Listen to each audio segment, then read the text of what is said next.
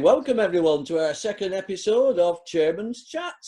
We thought we'd leave it a couple of weeks so you could recover from the riveting chat I had with the first 11 skipper Aaron Fielding last week. I hope you've all recovered from your belly aching at the laughter.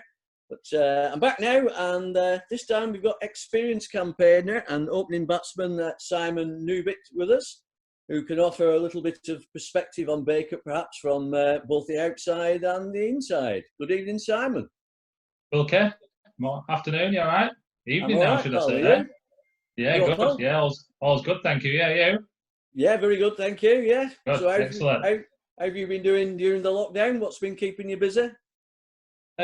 Well, pretty similar to what a lot of other people have said, to be honest. I've obviously got two children at home, a 3-year-old and an 8-year-old, which is absolute chaos.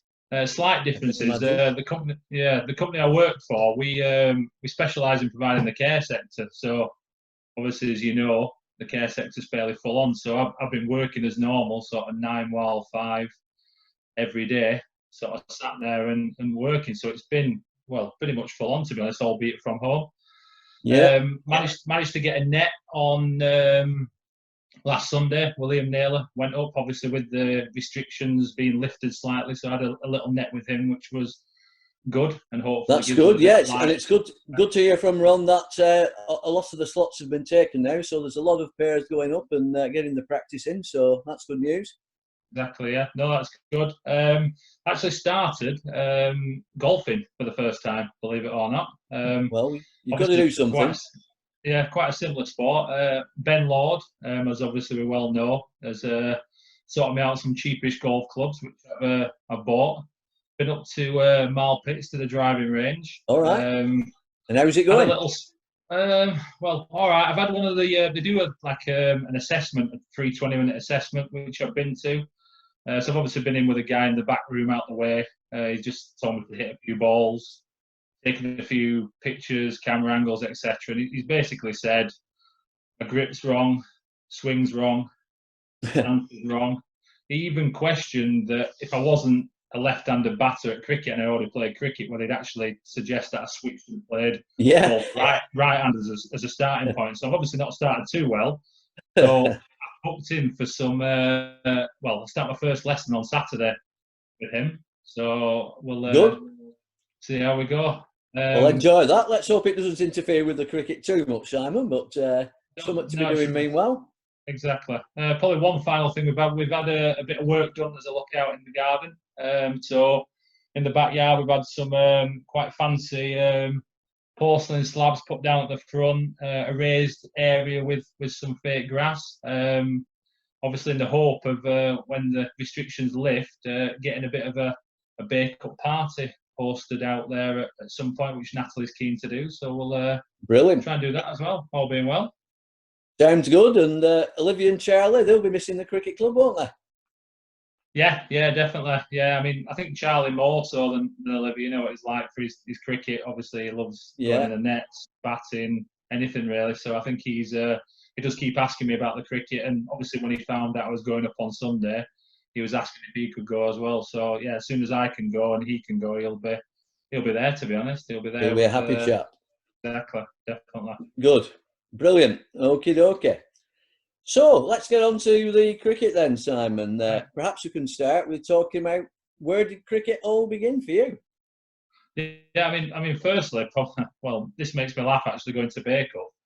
Probably, I'm surprised you've actually got me on. I think probably Matthew Aspinall would have been a better person to come on. I know when I first came to play for Bacup, I'm obviously netting and whatever, and we're do the drills and do whatever, and he's basically reading off my Lancashire League stats with the amount of runs I'd scored, the averages.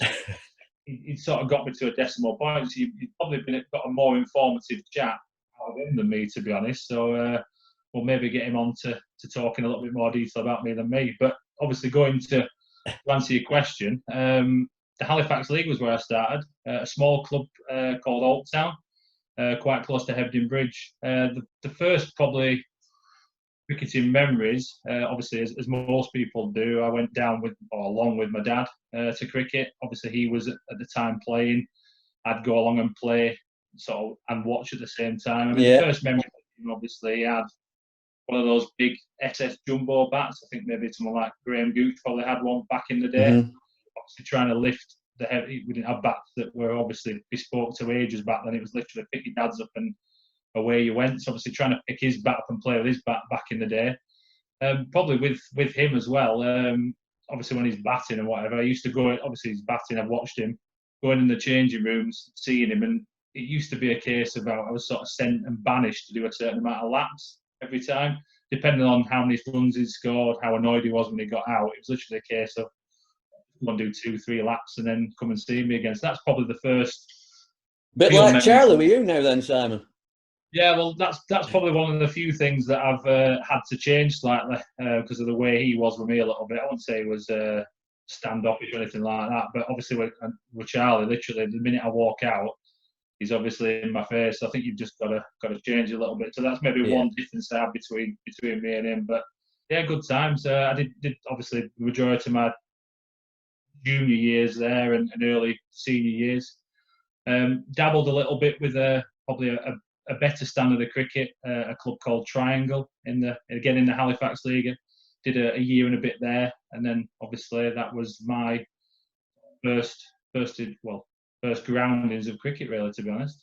Yeah. Did you play any schoolboy cricket at any sort of level, Simon?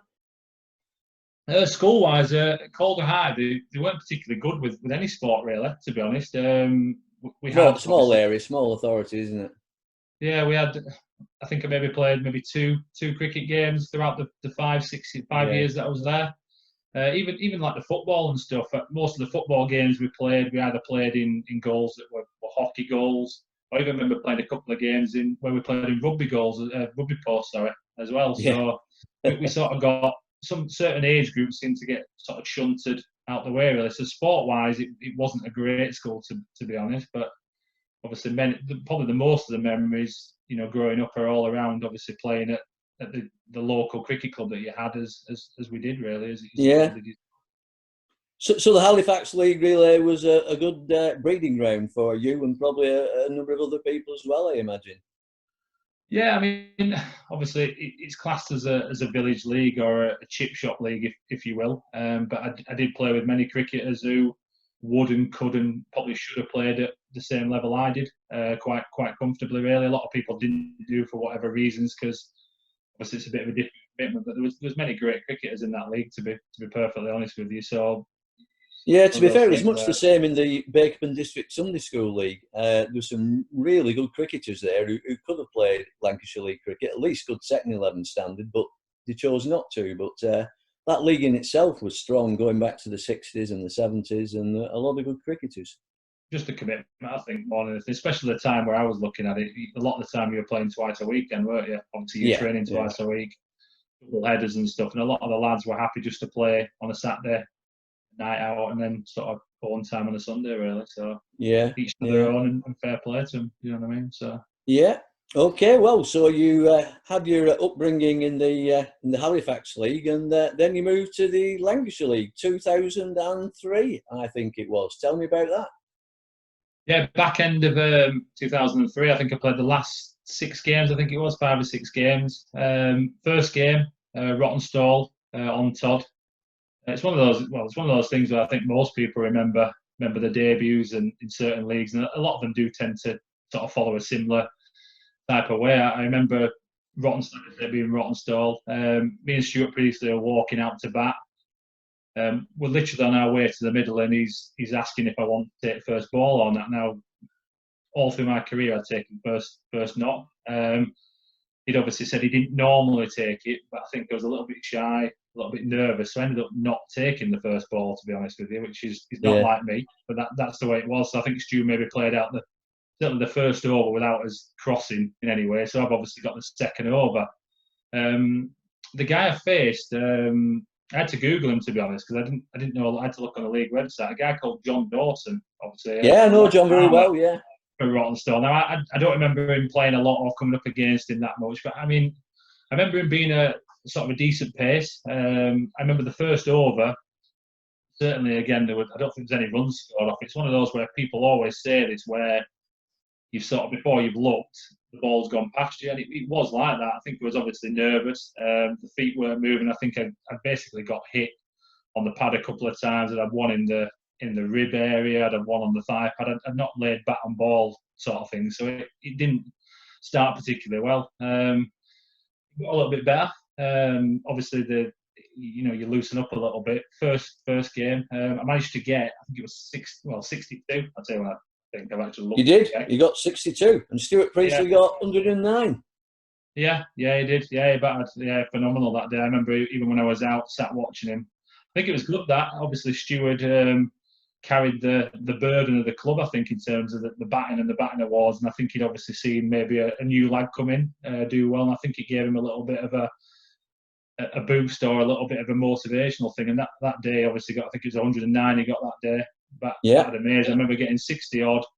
Not a great 60 odd, I don't think. I remember Vinnie Hansen giving me absolutely loads of grief. Obviously, I'm a new boy. Nothing changes there then. Exactly. No, I'm a new boy from out of town. I'm obviously a little bit lucky. He has no idea who I am, and he's giving me loads. And like I say, I got 60 odd, and we won the game. So it's obviously a pretty good debut, really, to be honest. Following on from that, the second. I mean, obviously, as I walked out or left the ground that day, the sub-professional I'd had for the day had just been left on the steps to make his own way home. I don't think he had a particularly good day, the pro. I think Vinny had sort of washed his hands of him, and he'd been left to make his own way home on his own device. And so obviously I'd come into this standard of cricket thinking, oh, this is going to be hard, and I sort of walked away thinking, is it maybe all what it's cracked up to be? Maybe got a bit of a crash down to earth of the bump the second game. We went to Enfield the second game. So the pro that day was Martin van Jaarsveld. I remember Field, I was obviously quite a youngish lad, so I've been stuck in cover to Field. Obviously, I think he's coming at 3 that day. He's just, obviously, he's coming first wicket down. He's pushed one off the back foot to me at cover, and I've literally stopped and literally gone, smashed me in the hands. And I'm literally thinking, Jesus Christ. And I've probably to this day never fielded a ball that's been hit as hard in my life. It's not like he was a big swing or anything. I just purely timed it. Timing, class player. Yeah, to cover, and he's absolutely smashed it. I remember obviously the feeling it made. I mean, he was an unbelievable player. Obviously, we had Guy and Pandy Pro that year, and Ibe Ali as well. So you obviously had those two wheeling away for 25 overs. Spin options good, yeah. Yeah, I think he got 150 that day, 150 not out, and he got to a point at the end where he was just toying around with people.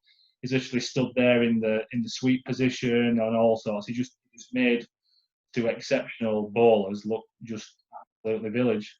So I obviously came to bat. Stu didn't play this game, to be honest. I don't know why Stu was away, maybe, or whatever. So ended up opening with Brian Hayward, and so at least they had the guts to take the first ball this game. But unfortunately, I got a short ball, skied it up in the air, caught and bowled, away you go. So that was a little bit more of how hard the league can be, rather than obviously, I had a little bit of a flyer in the first game, really. So off I went back down to earth. Exactly. Off I went tail between my legs, and away you go onto the next game, really. Obviously the third game. Again, a little bit like a up and down scenario. We've gone to Burnley. They batted first, got 180. I think it was Joubert, the pro. Pierre Joubert, yeah. Yeah, good pro by the sounds of it. He'd had some runs in the first innings. I think they posted about 180, I think, first innings. Me and Brian again opened. This time I had obviously a better time of it. Managed to get 100. We've come in, I think it was 116 I got. Obviously only third game, so it's obviously a massive, massive thing for me. Chasing down the 180.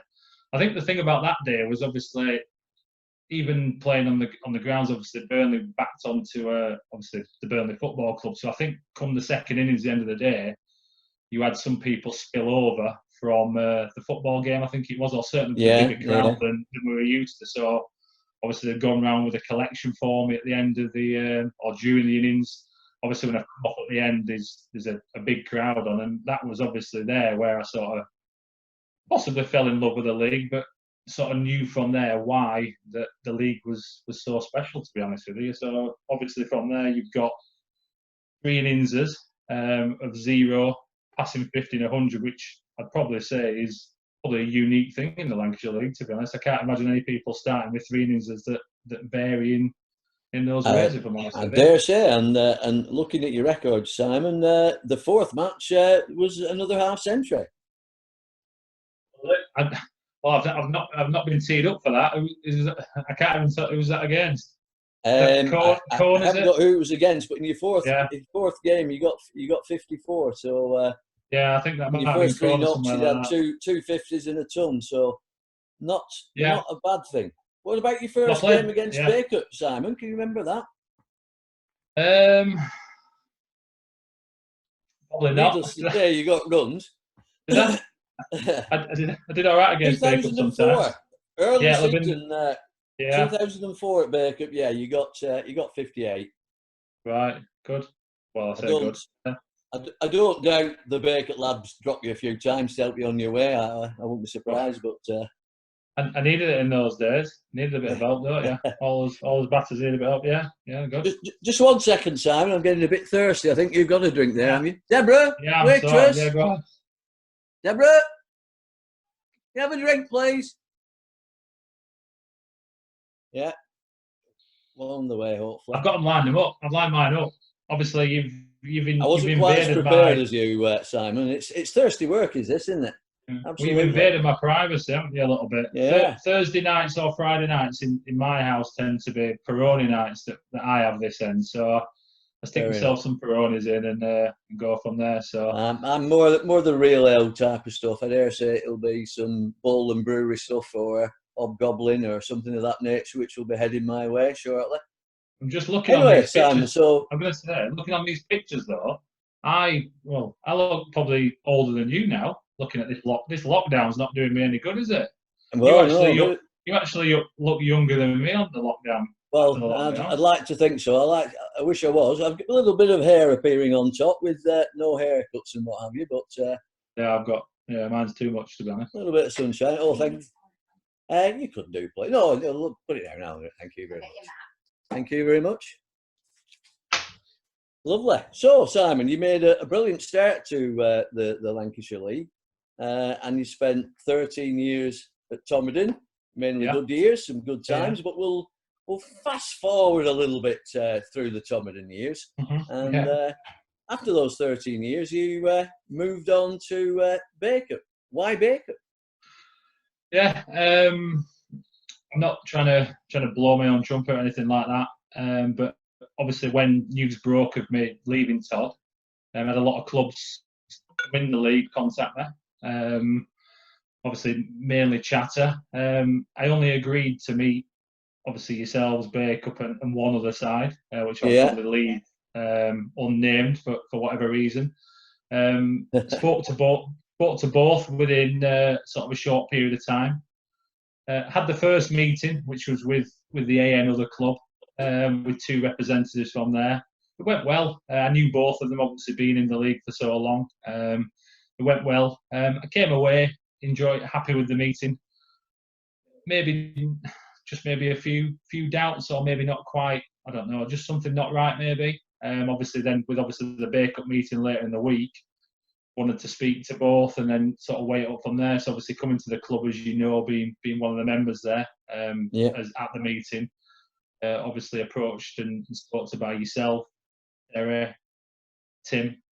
So I've obviously got 3 people there, which, obviously looking back, you've got 3 people there who deal very much customer facing with the jobs they've got. Obviously Tim, obviously Terry, I think in the finance part of things, obviously yourself in the schools. You're obviously 3 people who are very much used to speaking out loud, public speaking, and also speaking to groups. So obviously the meeting itself, both came, well, I said both, you all 3 came across excellent, covering all parts of the club, whether it was Tim talking about the team, Terry talking about the juniors and the other things, obviously yourself just about the general parts of the club. So honest truth, the minute I walked out the bar, obviously turned left to go get in the car, I was sort of already on the phone to Natalie saying, I want to play for Bacup. That was brilliant. Obviously, it was the first impression. Obviously, I'd known a lot about the club, and obviously the things that were there, but just the meeting that I had sort of confirmed what I wanted and what I knew really. So that was where it came from there, to be honest. Good. Okay, so you've been with us now. Well, it's approaching your third season. Should we get any cricket this year? How are you finding it, Bacup? Yeah, it's brilliant. Yeah. From my point of view, at the age that I was at, the other club was probably an option that I looked at as maybe a younger, hungrier cricketer, if that's the way of putting it. Obviously not with family ties. Bacup was and still is it's a family oriented club. I'm not saying the other one isn't, but I'm at a stage in my career now where obviously my family come into games. It's important that Natalie, my wife, enjoys the games and being there around the people, and obviously the kids can come around and run around. Now, it wasn't anything against the other club that we spoke about or that I spoke to, but I just had a feel that all four of us enjoy Bacup, not just me. So that was the reason. Very important. Happy wife, and things are so much easier, aren't they? Exactly. Yeah. Exactly. So yeah, it was good. Good. Brilliant. Okay, so what about just before we move on? What do you think the prospects are for cricket this season? I think initially when I heard the announcements, the league had mentioned about July as a possible start date, and it seemed quite a long way away, to be honest. I thought it seemed quite far, to be honest with you. I thought the sort of being very cautious of that, but as we found out with professional cricket now potentially being the same date, I just can't see them starting grassroots or recreational cricket at the same time your test matches are on and things like that. So I'm a bit more concerned. Obviously, things I've read seems more likely that we may be looking at August from reports, which potentially from the league means that they may just wash their hands of it, and we'll be sort of there to do what we want really, within obviously guidelines.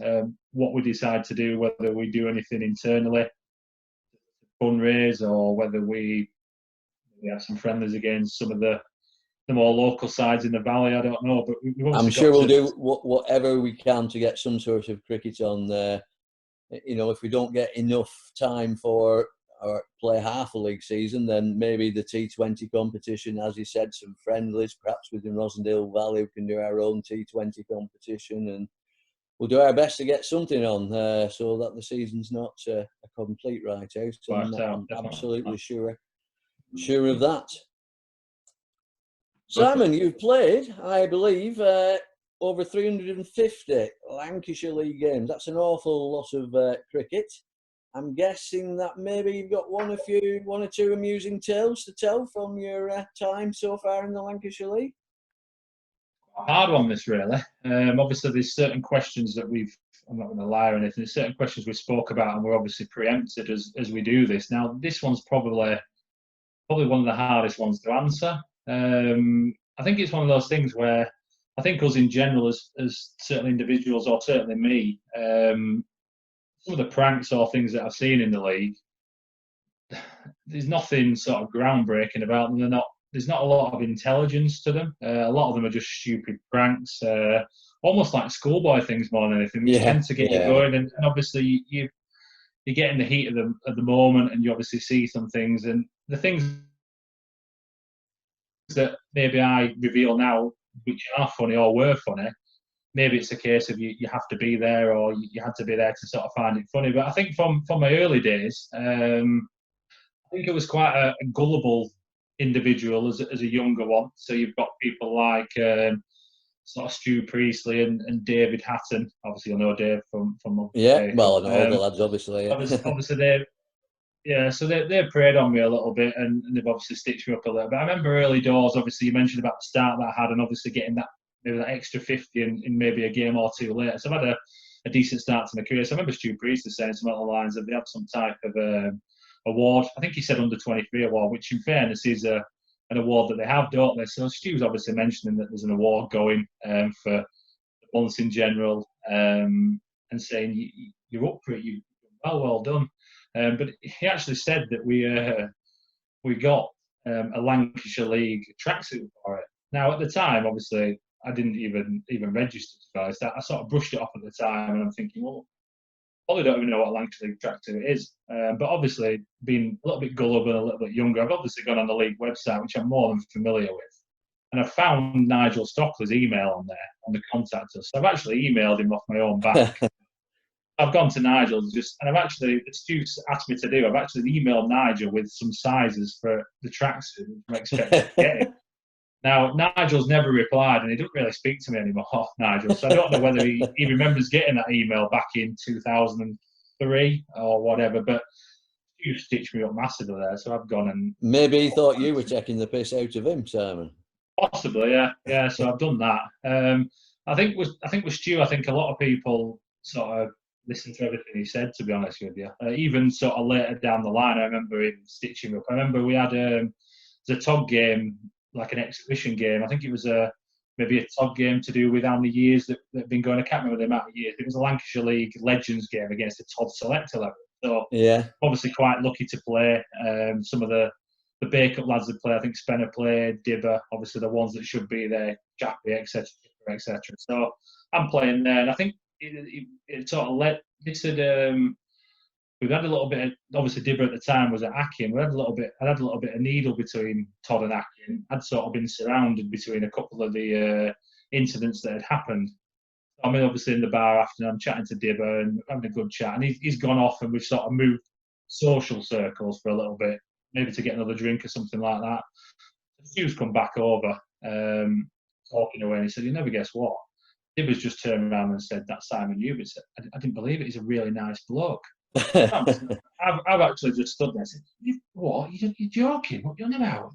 So obviously I made a little bit of a beeline again for Dibber to out with him a little bit, thinking I'm not going to send anything to him. So I've got back into Dibber's circle again for a couple of minutes later. I'm sat talking to him. I said, "What's this about you saying I'm actually all right? What do you mean?" And obviously Dibber's like none the wiser. And I looked at Stu, and he's like creasing himself into the end. He's stitched me up, yeah. So, like I said, Stu obviously was the main one. Dave Hatton was a bad one as well. A little bit green. I guess you've matured a bit these days, Simon, and you won't fall for it quite so easily. I'd like to think not. Like I said, Dave Hatton. I remember I met obviously my wife Natalie. Now, I actually obviously met her through Todd, through her links and Garth being a keeper there. But we first met and spoke when we actually played a game at Bacup. So obviously words got back that I'm speaking to her, and Dave Hatton's come up to me and said, "You just need to be careful." I'm like, "What do you mean?" I said, "Well, she just got divorced and she's got kids." So I'm obviously like, so it's not put me off. So I started speaking to Natalie and whatever, and we're chatting and texting and whatever, and I'm starting asking her about the kids and stuff and how the divorce is going. She's like, "What are you on about? I've no kids and I've never been married." And so Dave Hatton's obviously done me again, and I've been stitched up royally, to be honest. But yeah, there's a lot of things. I mean, like I say, going back to the it is very much childish things that make you laugh in the changing room. I mean, I remember in the Todd home dressing room, there's a little hatch almost, or a little passage under the floors in the home changing room. Obviously, the younger lads at the time are sort of going under there, messing around, moving around where you can go. Remember, we came off against, it's probably Accrington again, so we've come off for rain. The lads are like, "Oh, 5 minutes spare, let's go under the changing rooms." So there's a lad called Joe Hansen, a young lad who's born and bred in Wales, and a bit of a cannon. Well, his nickname's Cannon. So he's gone under there with a couple of younger lads. So we're sat there listening, and these lads, you can hear them just knocking on the on the different parts of the floor. So they start sort of getting, as the weeks have gone, they get a bit more adventurous. So they've gone underneath the away dressing room, and we're obviously sat quiet. You can just hear these lads just going in the background, doing like ghost noise, like "Ooh, Dibber." You can hear like "Ooh, crabby," and just absolutely mental. So some of the stuff which are probably so juvenile and pathetic are some of the things that we all find funny, don't we, in the changes. There's loads of little ones like that. We do. Everything goes on, doesn't it? And I think it's just the same even at top level football, isn't it? I don't think it ever leaves you, that sort of larking around.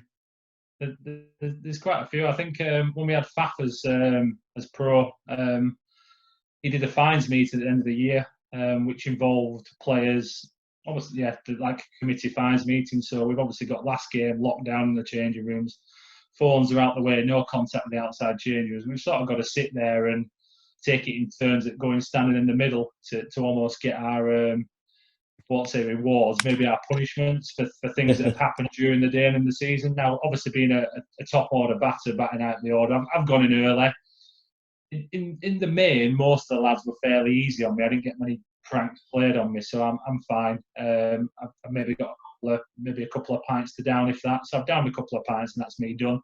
You've still got to sit there and be quiet. You've got certain rules to do, a left-handed drinking, and if you're ever speaking, you've got to say, "Please, Mr. Chairman." All this sort of stuff's got to be done. So I've obviously gone to the bar, filled the drinks up, and we've sort of getting around the dressing room. So we've got round to Savage, who I think probably at the time, maybe batting maybe 5, 6, 7, something like that. So he's got on the chair, and we got to a point where some of the rules were ridiculous. You had to ask if you wanted to go to the toilet, if you wanted to speak, everything. So he stood on this chair, and I'll never forget now. We're obviously reeling off all the things that he's done or had to do. So he stood there on the chair with his boxer shorts on. So, well, grey boxer shorts on. Like, please, Mr. I can't remember if he called him Mr. Finesman or whatever it was, but he said, "Please, Mr. Finesman, can you please can I go to the toilet?"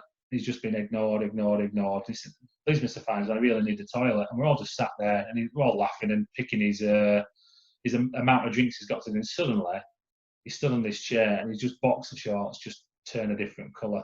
He's pissed himself through.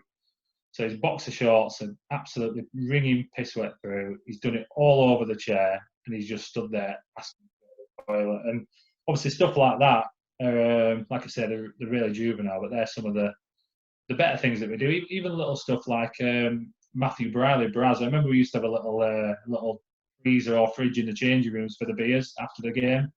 I think it was Endo and Bucks at the time. Have grabbed his boxer shorts. They've soaked them through in the showers and stuck them in the freezer compartment. So we've got to the end of the day, and obviously this is the stage where people are cutting holes in socks and whatever, and holes in underpants and whatever. So he's got to the end of the day, and Braz is looking for his boxer shorts. No one's admitting to it where they are. Gets to a point where he's getting a bit fed up. Say, "Listen, maybe look in the freezer." So he looks in there, gets the boxer shorts out. They were sitting in all day. They're absolutely rock hard. So he's there like that with his boxer shorts, absolutely rock hard. So there's loads of tales. I mean, even obviously, you'll know, you'll probably have more stories to tell about Eddie Cobb than me. Well, there's been a few over the years. Yeah. He's been involved with a few. And firstly, there was I think we had a 2020 semi-final at Ramy. He's obviously got wind of I think Ramy had done some type. I think it was maybe 6 or 8 pints for a crowd catch. He's got down there nice and early. Positioned himself at cow corner. If you're batting towards where the old the big paper mill used to be, so he sat in cow corner, probably just in front of where the conservatory is. Now, for some reason, they roped it off, and we played very much towards the side, probably only like a 30-metre hit. This sat at cow corner, and Duds has swiped at one. Obviously, being not a big 6-hitter, Duds has tried to smash out the ground, literally a 30-metre boundary. He got run forward, probably maybe 10 metres in the rope, caught this catch and claimed it. Obviously claimed his 6 or 8 pints so he can get off on his way. Umpires have got together and obviously give Duds a 6 for a shot that probably didn't even get much out of the ring due to Eddie's agile performance, to be honest. So fair play, he got it. I mean, obviously, we even hear people now. Obviously, when I hear him now, being a home player, I don't register with him when he's on the sidelines. Obviously, when he used to be against him, he riles all the opposition up. Yeah. I remember when we came with Todd. I think Stevie Barker were bowling from. When I say his end, it'll be the school end, won't it, where he sits. Stevie's sat there. Yeah, he does. Yeah. Eddie's sat there. Stevie's bowling, so Stevie runs into ball, obviously, as normal. And all I can hear is, obviously, Eddie doesn't know who he is, I don't think, but obviously, Ed, come on, Stevie. Start shouting Stevie at the top of the voice. Stevie! Stevie! So Stevie's obviously just running, bowled a couple of balls. I think he got to maybe the 3rd or 4th ball, and Eddie's shouting his name. I don't know how many times, to be honest. So he get to a point where you can obviously see he's getting annoyed by it. He's obviously winding up a little bit because he's bowling no balls. Stevie starts running in and he just says, Stevie! Stevie just stops in his run-up, turns round and goes, what? I've never heard Eddie say this before. And Eddie just turns around and goes, "You shit!" And I've never heard him say. Obviously, Eddie's very well, not.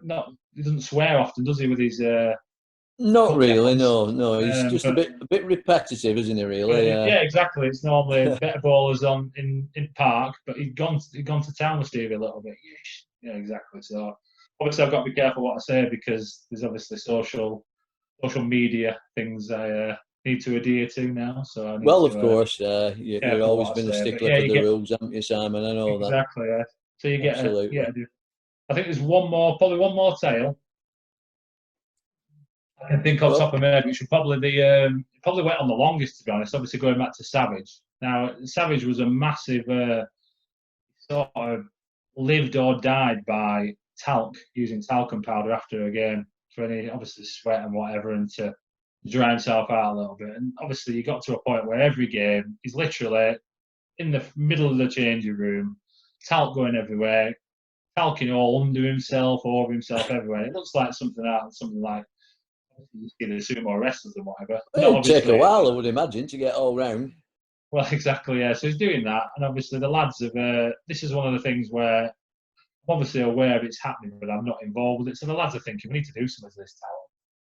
But the lads have sort of, when he's out and about batting or whatever he's doing, they put something in. I don't know if it was some type of baking flour soda or whatever it is. They tried to make it so that it's still believable. So obviously, Yeah. anyway, it's one of those things where you know what's happening, but you want to watch it, but you don't want to give the game away. So obviously, Yeah. this first day when he's done it, he's obviously getting the talc out, starting to pour it on his hands like that. And I'm watching him at the corner of my eyes. I'm getting dressed myself. I can see him just looking at the talc, thinking there's something not quite right here. So he starts to sniff it and stuff. The first couple of weeks, he's obviously looking around, asking people, "Is there something wrong with this talc?" or "Is there something wrong with this?" And he's obviously this has gone on for probably half the season. So it gets to the end of the season, and obviously the lads are like, "Oh, we're dying to tell you." Probably got to a point where the whole club knew that he's talking himself Everybody down. apart from him. Poor lad. Exactly, he's talking himself down with flour basically. So it gets to a point at the end of the season where he's doing that. So we had to reveal it to him. But it's one of those. It's one of the funnier things, but it's quite hard to. Obviously, I've listened to Velcro badge where they've got the lads from Burnley on. They've had Vinnie Hansen on. I don't know if things have slightly changed or not, but it's the way he tells them. But I've obviously creased myself laughing today at some of the stories he tells or can tell. So some of mine seem a little bit tame, to be honest. But I think if you certainly are a childish cricketer like me, or you're involved in that, caught up in that dressing room banter, you do actually find like that quite funny, to be honest. Of course, so at the time, yeah, it's absolutely many funny times, to be honest. Good stuff. So, Simon, with a record like yours, which I have to say is fairly impressive, 8,661 runs and an average of 28.58. By the way, you're only averaging about 25 or 26 for Bacup, so I don't know what's going on there, but it's still not too bad, Simon. To be fair, you've had 47 50s and 9 tons in your time, and runs in the other competitions as well. So some fairly impressive statistics. So I'm guessing there's been a few championships, a few team successes along the way. Well, this is where it's a big no, to be honest with you. No? Yeah, exactly. I obviously, again, talking about podcasts, the church boys are talking about being the nearly men, etc. It's a little bit like that with me, to be honest. I've got 3 Where's the Cup runners-up medals, which I'll talk through briefly.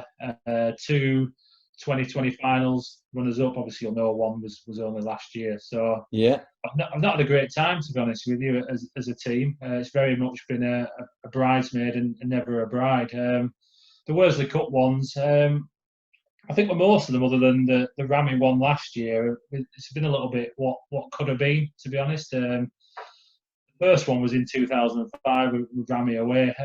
Obviously, my first Lancashire League Cup final, obviously knowing how big an event it was. I'd played the day before. I'd gone to bed quite early, or certainly been home quite early.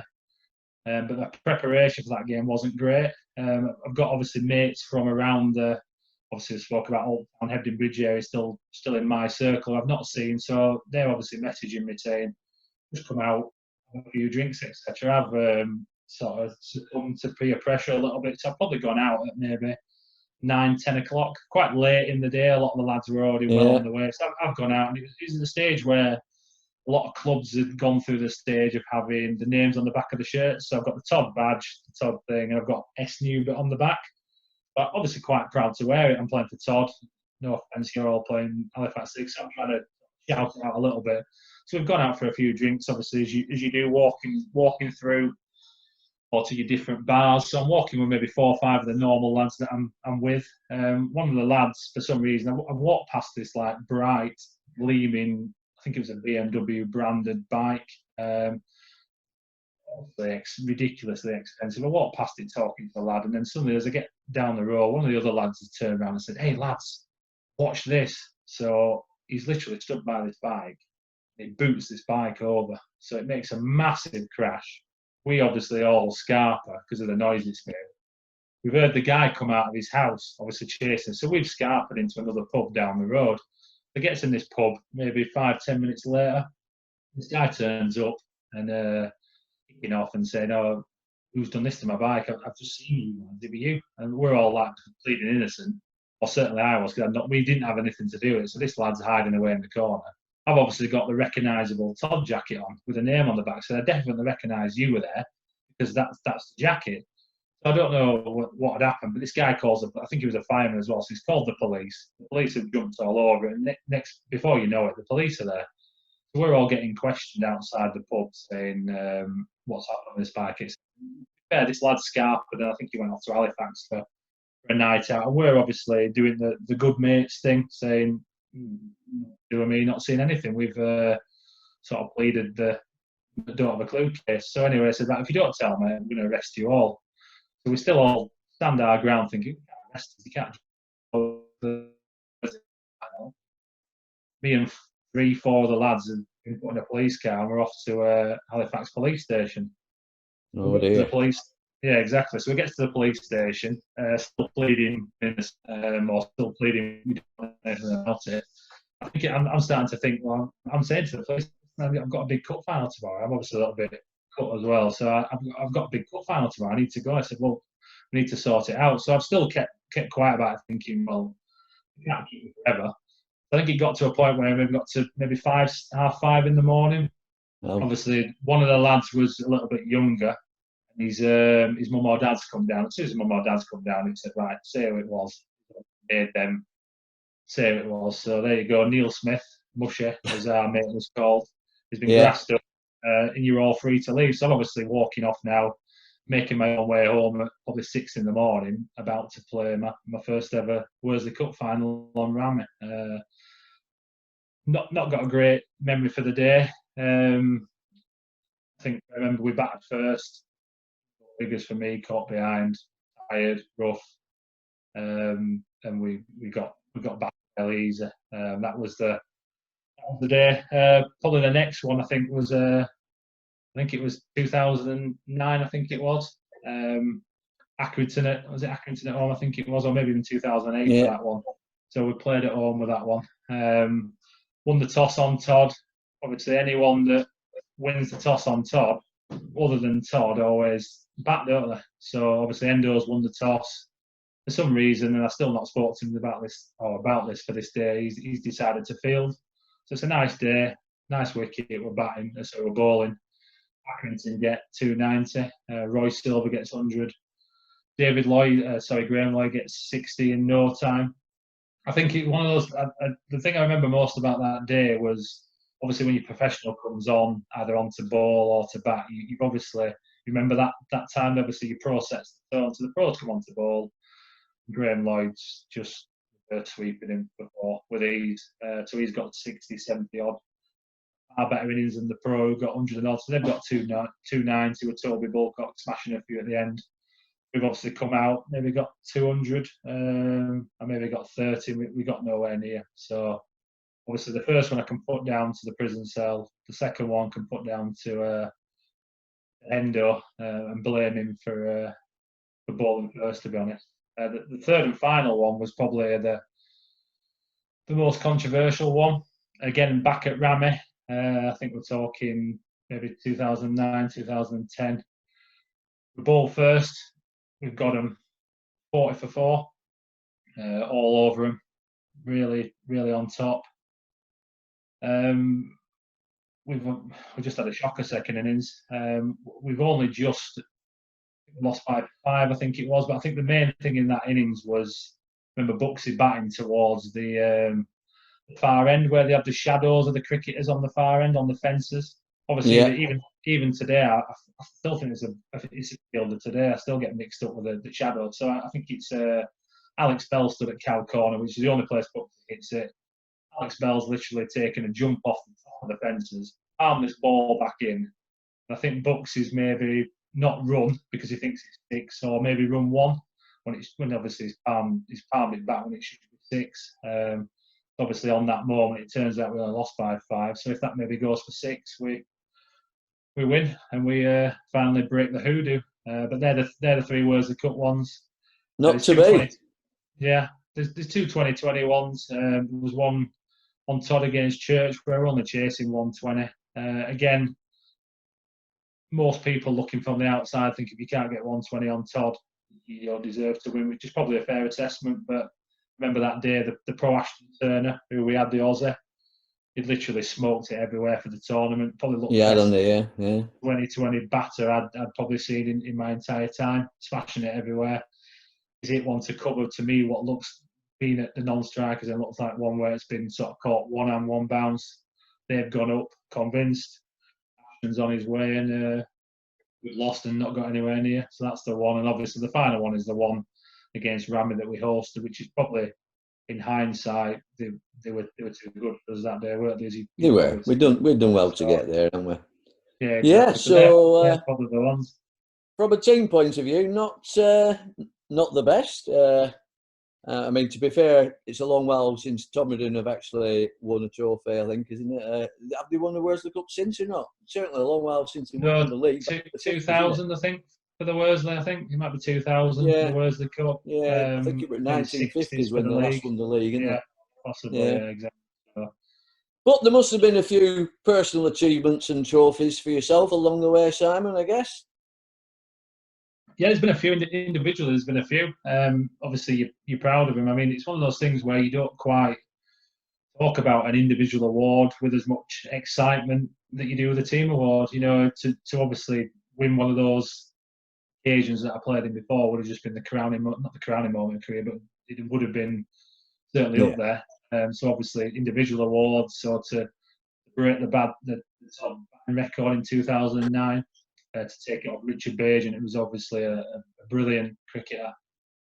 Obviously, to have that record on a ground like that, you know what I mean. We've all battered on that ground and on that wicket for half the season. To score more runs than anyone else is a big achievement. Obviously, notched in with the centuries as well, or the most amount of centuries for them. It's probably a high point. Obviously, then moving to Bacup, you've got the individual score from the other year at Littleborough. So little things like that are brilliant, but I think, to be honest with you, little stuff like that may be a story to tell in a few years when I stop playing. They don't really carry the same. You can probably see they don't carry the same enthusiasm or length of time or detail as the team ones do. To be honest, I'd happily swap any of those. Well, who knows, Simon? Maybe in the next couple of years with Bacup, something will come our way. It'd be nice to think so. Touch wood.